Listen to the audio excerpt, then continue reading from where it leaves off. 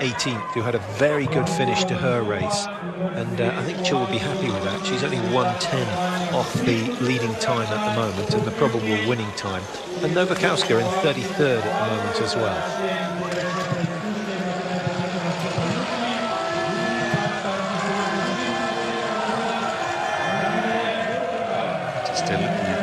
Zaitseva finished in 40th position. We saw that nearly 2 minutes Horschler just going 15 seconds ahead of Zaitseva's time.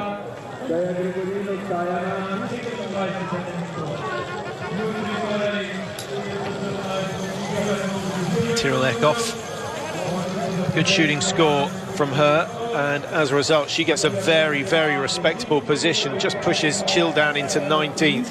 Eckhoff on 23.18. That's certainly going to give her a chance of finishing in the top 10 in the pursuit, but she'll have to shoot well.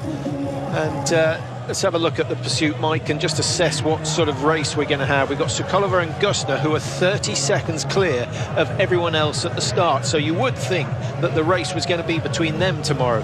But in that second group, SKARDINO, SEMERENKO, we've got GWIZDON, HENKEL, VITKOVA, GASPARIN. Is there anyone there that you think can out-ski SOUKALOVA and GÖSSNER by 30 seconds? Certainly not in the skiing, but you've got Henkel down there, or potentially going to hit 19-20 out of 20. She's done it so often in the past, and she's only 34 seconds behind, so I think she's going to be a threat. GLAZYRINA, shooting so well this season, potentially another chance for her to move forward, but certainly not in terms of ski time. Well, Landheim could be joining the top 15.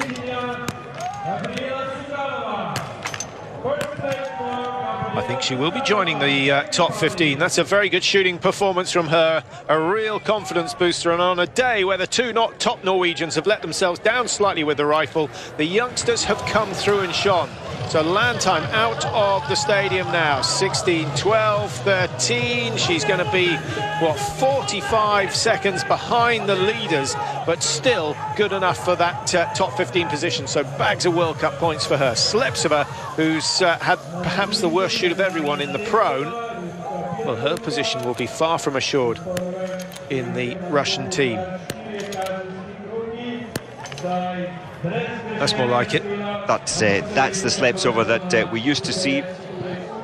Pavel Rostovtsev, he will analyse what happened in that prone shoot. It certainly wasn't a difficult wind conditions. It's been fairly level throughout. And I just wonder if it's a confidence issue with Sleptseva. As soon as you begin to doubt yourself, you have fear through the rifle. Something was definitely going on.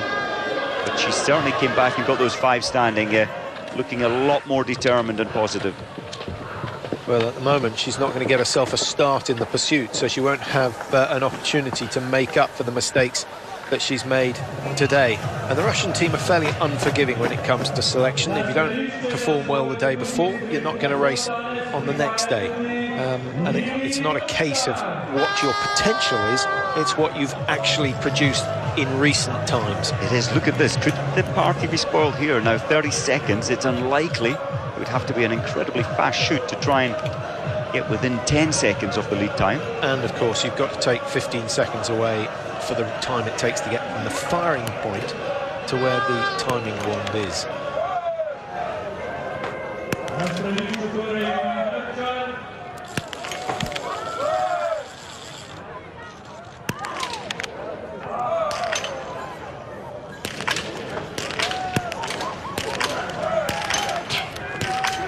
Well, she won't be too dissatisfied with that. Sophie Boyer, who's was a very good junior, 4 medals at Junior World Championship level between the years 2009-2010. Comes from Autun, and an area that's produced 1 or 2 top biathletes, but she turns right as opposed to left. She's on the penalty loop, just that 1 penalty to pay, and having been in a position to take a top 10, Mike, she's now going to be struggling to make the top 20 because it's so tightly bunched. Very, very tight, and instead of going straight up the hill and out for your final 2.5, very depressing, turning right, 150 meters extra.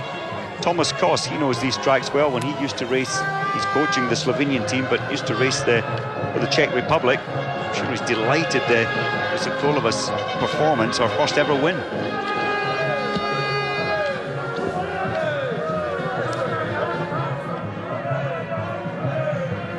So the last of the starters, it's Roberta Fiordino of Italy, who really is more consistent in the individual race. The ski speed not her forte, her shooting generally pretty good. First time brought into the team this year. She didn't race in Östersund, she hasn't raced in Hochfilzen. Maybe just the first race for her. She has been racing at IBU Cup, but this is a bigger stage. The cameras are here, the music's in the background, the spectators are around the track. Well, there you see the positions after the second shoot, and there have been a few changes on the way to the finish. SOUKALOVA, though, has hung on to that top spot, but by the slimmest of margins. GÖSSNER only able to close down some 15 seconds of the 17 that she needed to close. So a fantastic day for her.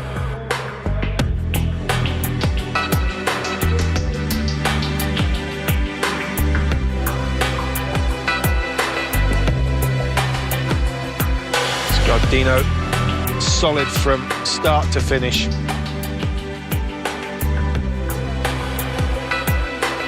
And it's good to see Belarus getting themselves up in the top positions.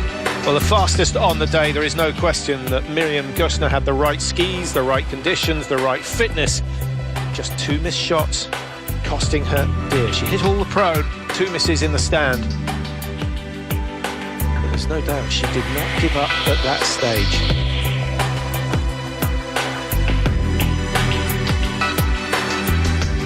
Don't forget Magdalena Neuner took a long time before she could shoot well enough to have confidence in her shooting. Neuner, I think, was a little better on the skis, Mike, so could make up for 2 mistakes. She would have won today, but GÖSSNER is in the same sort of category as Magdalena Neuner, and if that's the case, she's now got 4 seconds. It won't be long before she gets her first victory.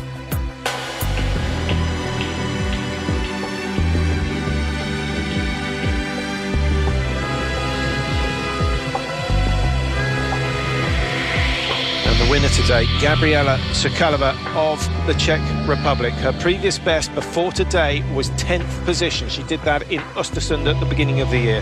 As we said, she's been consistently in the top 15 this season, but she hasn't broken into the top 8 before today, and she suddenly does it in style.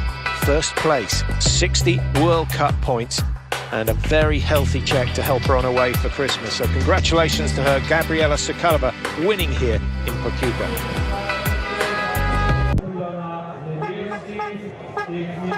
Well, this race is just about run. There are 1 or 2 of the later starters still out on the tracks, but no one's got close enough to the current top 3 to threaten those lofty positions.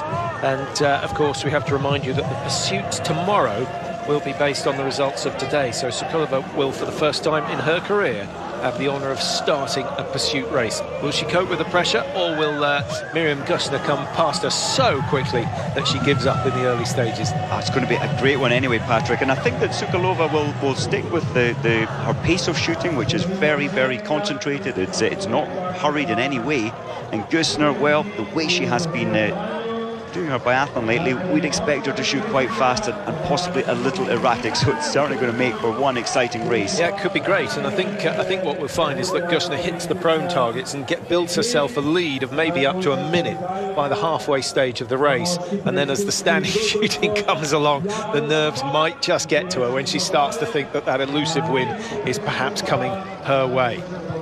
Well, Landheim can rejoice with the shooting, but she's got work to do on the skis. Definitely, with so few people out on the tracks at the moment, the snow has had a drastic effect. She was only just over a minute off the pace of the leaders at the start of that last 2.5 kilometres, and she's not normally going to give away some 35 seconds over 2.5k. Well, Landheim looking a little tired there, and well, it's been an intense 3 weeks, a lot of travel, new locations. You have to then get used to the tracks again, especially after 3 very hard races at each location.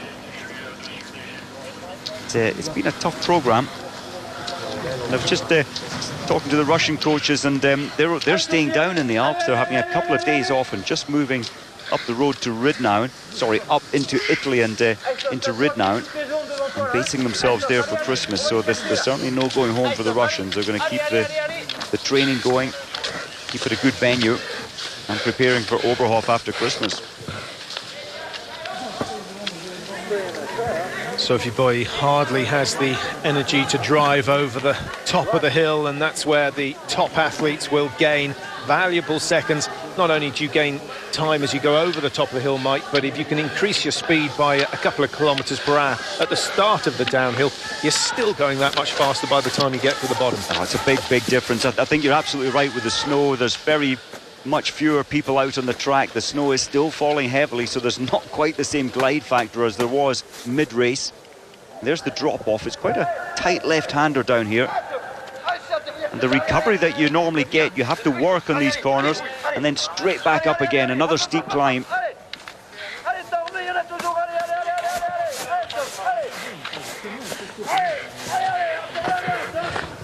So World Cup points, really what Boy is after at the moment. And the top 40, remember, all getting World Cup points. I think that's a good move, actually, Mike, because the Tour is so much bigger than it used to be. And sponsors like to see points as a result. And if you can't produce any by the Christmas break, they're likely to lose faith in you. That is so true. And I'm just thinking, looking at the finish, it's not often that we see an athlete missing 2 targets and placing themselves on the podium. Of course, GÖSSNER missing 2 and in second place. So Sophie Boy, the penultimate starter, and finishes 1:32 off the pace, 31st position. 9 out of 10 on the range. Has to be happy with that.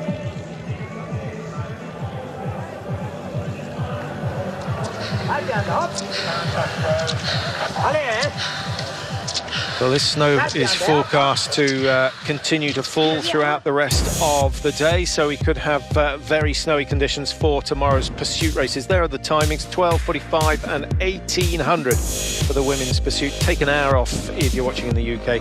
And then Sunday, exactly the same.